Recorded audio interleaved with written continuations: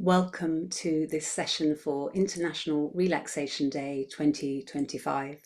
My name's Liz Hall. I'm a certified mindfulness teacher, the editor of Coaching Work, a senior practitioner coach, and author of books including Mindful Coaching, and also most recently co-authored with Dr Emma Donaldson-Feilder a book called Relational Mindfulness for Coaches, which was published through Routledge earlier this year in 2025.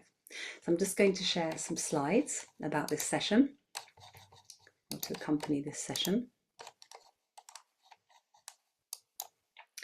So the title of this session is Relaxing into Relational Mindfulness. And I'll touch briefly on my experience, how I came to be here, and then some definitions. What is mindfulness? What is relational mindfulness? What's the difference between mindfulness and relaxation? What is relational mindfulness practice?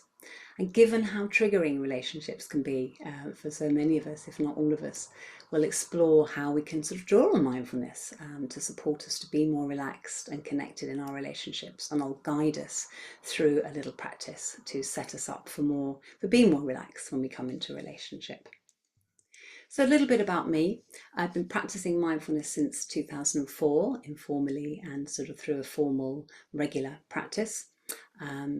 Very much sort of grounded in both secular mindfulness practice and Buddhist practice, although that I wouldn't necessarily claim I'm a Buddhist as such, but very much informed by that lineage. And I've been teaching mindfulness-based stress reduction for many years. And I've enjoyed so many benefits from having an individual mindfulness practice, including helping me to be more relaxed, more focused, more creative, enjoy greater well-being, and a real sort of sense of having deeper connections with people, more fruitful relationships, being able to manage myself better, and sort of have a greater sense of awareness in relationship. And what I found is that through explicitly bringing in a relational mindfulness practice, that's really been ramped up, and I'll explain as we go through the session what I mean by that, particularly for people who are already practicing individual mindfulness. You might be thinking, I'm already getting wonderful benefits in relationship, and absolutely, totally my experience too. What might I gain? What might I gain by ramping this up through? What might it look like if I were to ramp it up? So I'll explain a little bit about that. So essentially, I draw on a form of relational mindfulness and meditation pioneered by Gregory Kramer called Insight Dialogue, which is Buddhist in its nature, but the work I've been doing with people like Emma Donaldson-Feilder is to sort of explore that being rolled out in more secular contexts. I also draw on compassion-focused coaching, vertical adult development, somatic approaches and Gestalt, and others. And I've mentioned the book I co-authored with Emma earlier this year, and that's its full title there: Relational Mindfulness for Coaches, Enhancing Presence, Awareness, Wisdom, Compassion and Courageous Collaboration. So essentially, relational mindfulness, as we'll explore, is helpful for everybody. We all have relationships, so it's not just for coaches or even just for leaders, which is another application that I roll it out within. But yeah, it's helpful for us all. So let's explore further. Firstly, what do we actually mean by mindfulness in itself? And one of the most cited definitions is that by Jon Kabat-Zinn, who very much has been linked with bringing mindfulness sort of from the solely Buddhist context into more secular context, and mindfulness has been applied in so many situations and contexts, including education, leadership, coaching. And he defines it, one of his definitions is the awareness that emerges through paying attention in a particular way, in the present moment, on purpose and non-judgmentally. And there's a whole bunch of other sort of attitudes, if you like, that we might bring in as well, apart from non-judgment. And essentially, mindfulness can be a state, so we can be mindful in a particular moment. For example, we might be relaxing on holiday and just find we're just able to be really present. We're enjoying looking at the waves and hearing the birds or whatever it is, and we just feel really relaxed in this present moment, not worrying about the future or the past. And so it might just happen naturally, or it could be something that, we do a mindfulness practice and we can be mindful in that moment. But it can also be developed as a trait. So this is when it becomes actually embodied. So the more we practice, the more we will be able to embody mindfulness as a trait or set of traits. So that tendency to be mindful in everyday life, not just in particular moments. So I guess that's what we're aiming for, those of us who, like me, feel passionate that mindfulness can be so helpful. What about relational mindfulness? So how Emma and I have defined it in our book is relational mindfulness is paying attention non-judgmentally or dispassionately in the present moment while speaking, listening, or otherwise interacting with others. And it's about awareness of self, the other or others, and the relationship. So I think most of us, if not all of us, will agree that relationships can be sources of stress and overwhelm. And if we're lucky, they can also be sources of joy, connection, compassion, inspiration, and insight. And I would say that we get to know ourselves partly through being in relationship. It's when we rub up against others that we see our patterns, our blind spots, hopefully, and we notice how we can get triggered, and maybe it's only with certain people in certain contexts, and so on. So there's a lot we can learn about ourselves, but it's also it's a bit of a minefield, and it can be very unrelaxing to be encountering fellow human beings.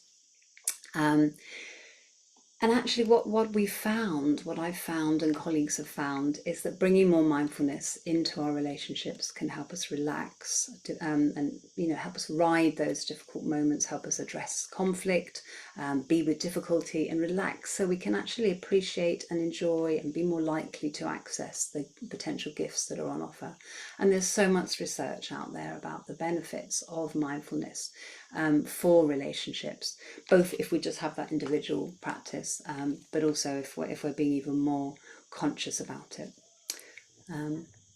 So I wanted to just, before we move on, talk about the difference, if you like, between mindfulness and relaxation. So firstly, just addressing that question, really, is mindfulness relaxing?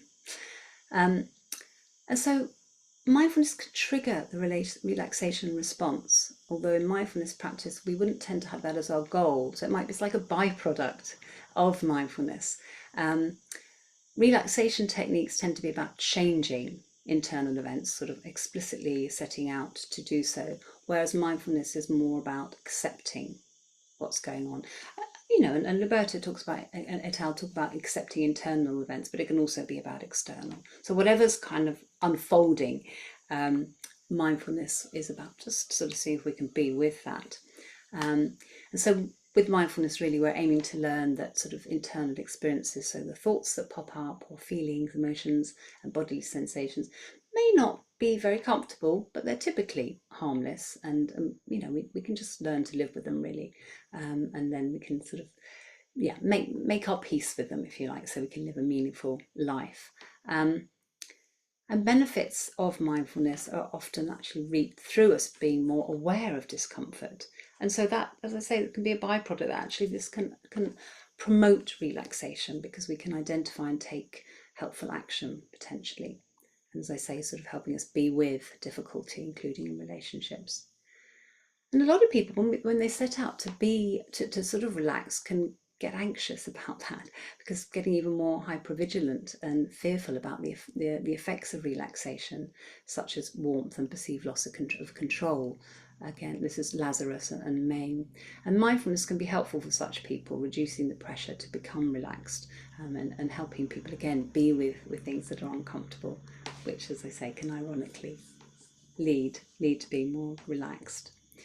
So basically, mindfulness can naturally help us to relax, although there may be differences in intention. And often there's a little bit of relaxation in a mindfulness meditation. So we might be encouraged to loosen off any tension in our body as we come into formal meditation, to bring in more ease and to let go. So mindfulness and relaxation techniques can be used in tandem for greater effect. Practicing mindfulness, for example, can promote effective use of practices intended for relaxation. So we might become more aware, for example, of whether we actually do find them relaxing. So a good example would be scrolling on social media, which is often not very relaxing, even though we perhaps might wish it was, because we might like doing it.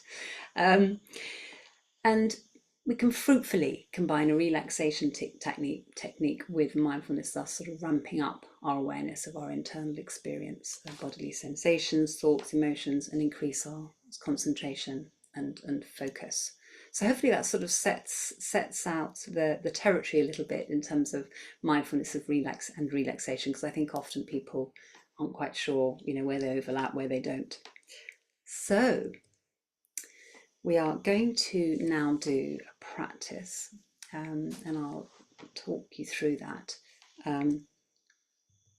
But before we do that, so yes, just to sort of let you know, I'm going to be guiding shortly, a relational mindfulness practice. And so I want you to be thinking about, where you're going to do this.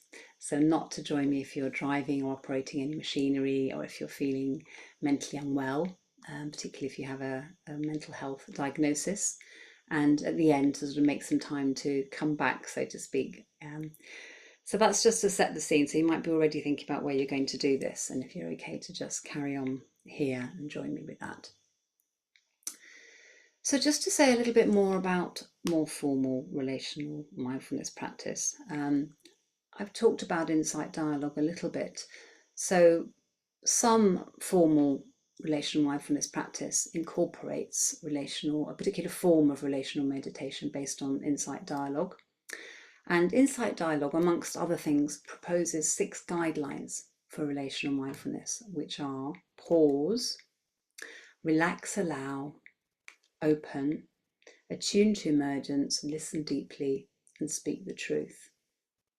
So we're going to be weaving some of those into the practice that I'm going to guide shortly. I just wanted to speak a little bit to those. I mean, they're very profound guidelines the more we work with them, and they interbe, if you like. So it's not a linear practice, but we might start with pausing, but they'll all sort of interlink and sort of amplify one another. But just sort of very briefly, when we pause, we stop what we're doing and we come back sort of home to ourselves, if you like. We just come back, be with our body, be with what's here in the moment. We sort of let go of whatever else we were doing in terms of, might be sort of cognitive stuff. And then we bring in this guideline of relax, allow, where we sort of relax physically, look at what's going on in our body, see if we can let go of any tension in the body. And if we can't, there's always going to be places in the body where there still might be tension or even pain. Then we sort of allow, and we just sort of let whatever's here be here. And then the guideline open is almost like a bridge, it is like a bridge really between the pause, relax, allow, into being in relationship, being relationship with whatever's out there, whatever's in there, but just that sort of bridge between the internal and the external, and both. So we open into the relationship, and then we attune to what's unfolding, what's emerging, rather than having strict, rigid ideas of how we want things to be. We just let it all unfold. And we might sometimes, have to come back to pausing, to relaxing, allowing, because it might be that some of what's unfolding is not easy for us. And if we are in relationship with another, we listen deeply with all of our heart, our body, our mind. And if we're on our own, we can still practice this, as we indeed can with open, when we open to what's in our field of experience. But we can listen deeply to ourselves, to what's going on around us, even if we're not actually sitting with another. And if we are sitting with another and we have a chance to speak, we want to be discerning. So we want to not saying that there's an absolute truth, but that whatever we let come out of our mouth is respectful, non-divisive, is aligned to what we really want to say, from a place of wisdom and compassion. So that's kind of some of what we mean by speak the truth. So that hopefully gives a little bit of some background in terms of some of the guidelines, or the guidelines rather. So I hope you found a spot you can be in and somewhere safe you can be guided through this practice. And the idea is to help you to pause and relax, to prepare really to relax into relational mindfulness. So first of all, as you prepare for this, finding a comfortable position. So getting comfortable wherever you are, whether that's standing, seated, lying down.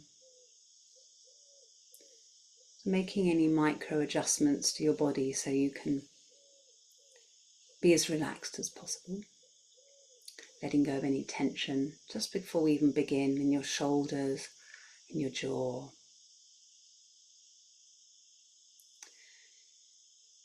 And if you feel okay to do so, closing the eyes, or you might like to just gaze downwards. And then let's pause, making a conscious decision to stop whatever you were doing before, let go of whatever you were doing before this session, even all those words bubbling around that I've been sharing. So really just sort of coming home to the present moment, to your body. You might like to take some consciously deeper breaths if that feels okay for you. And really letting go on the out breath. Letting the breath, if that feels okay, be an anchor to help you pause.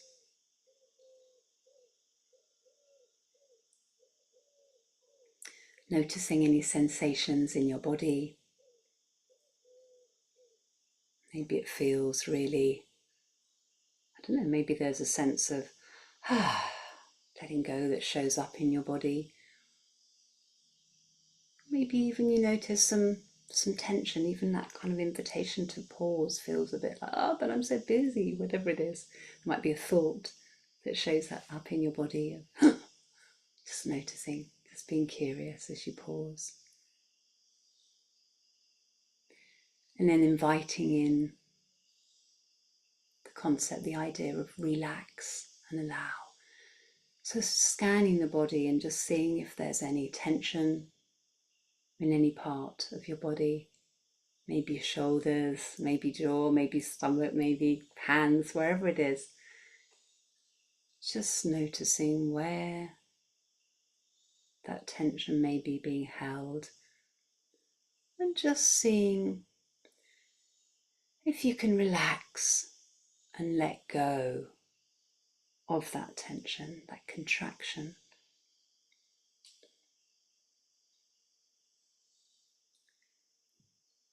And maybe there are areas in your body where you can't, and it's not so easy. Often that's the case. So just allowing what you can't relax to just be here without judging. And seeing if you can have a sense as well of just relaxing in terms of that mindset, of holding on in your mind and allowing in terms of, that mindset too. So just letting yourself be in this moment within this practice with me. Being curious.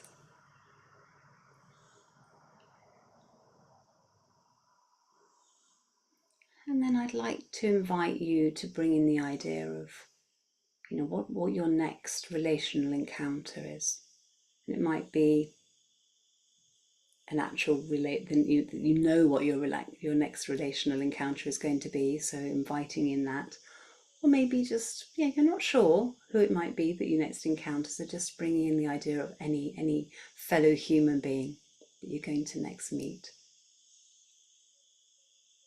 and staying relaxed where possible. But also, being curious, noticing if or where your body contracts as you open to this idea of meeting another. And seeing if, if you have contracted at all, just seeing if you can relax, allow again. And if you get triggered at all at this prospect of meeting another, maybe a particular person, as I say, maybe there's a sense of being unsettled, worried, nervous, angry, fearful, a bit apprehensive. Just once again, pausing, relaxing and allowing.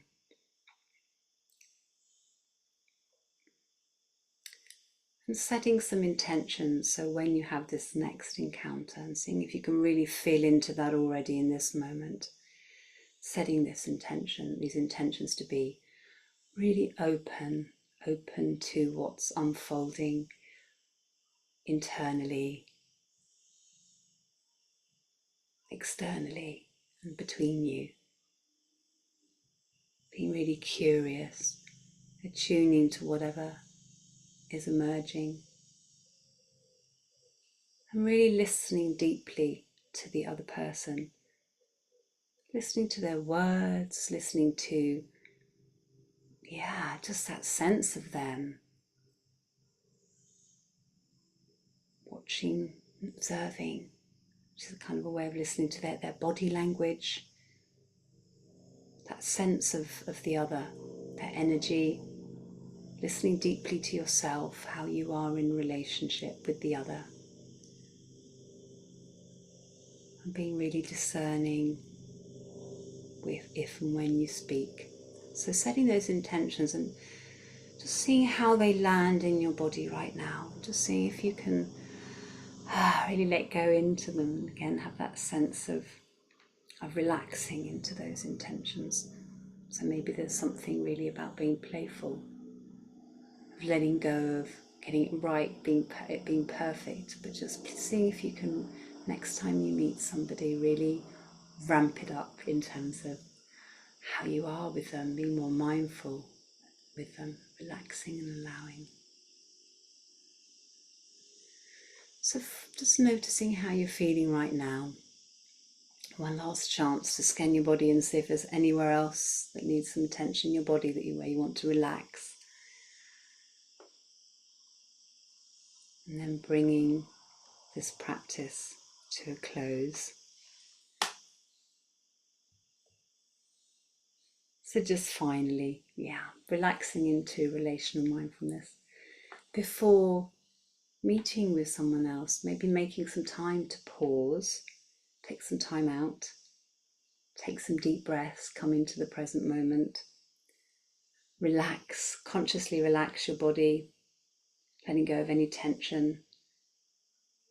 Maybe sort of making sure you feel grounded, that you're not tensing up, shrinking, leaning overly forward into their space, or avoiding by leaning back too much. So just that real sense of being aligned and grounded, but also allowing what's here to be here.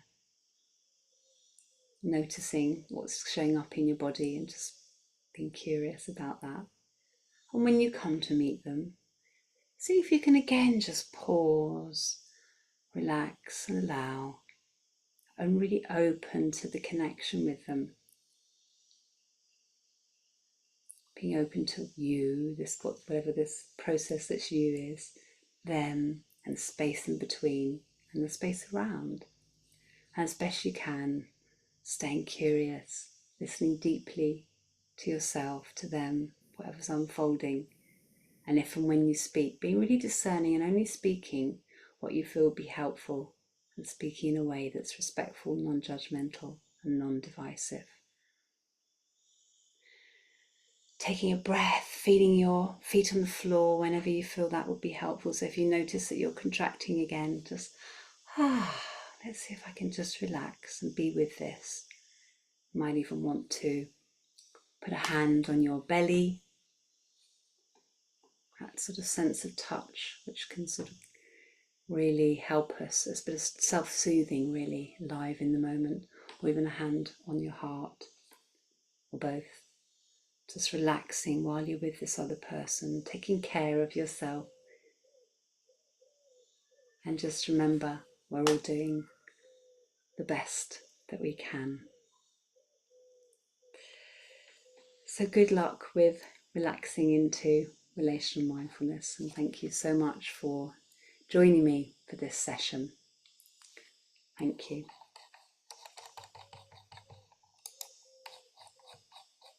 To stop the recording, but I wish you all well.